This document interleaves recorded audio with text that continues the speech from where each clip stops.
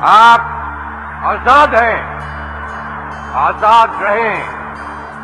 آپ لوگ اس ملک پاکستان میں اپنی اپنی عبادت گاہوں، مسجدوں یا مندروں میں جانے کے لیے۔ آپ کا مذہب کیا ہے، ذات کیا ہے، قوم کیا ہے، اس کا حکومت کے معاملات سے کوئی تعلق نہیں۔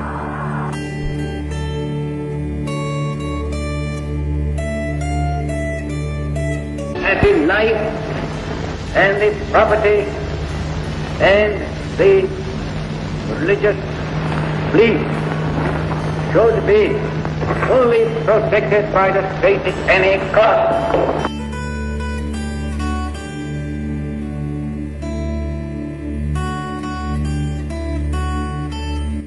I pray to God that this critical moment He may guide us and enable us to discharge our responsibility in a wise and statesmanlike manner.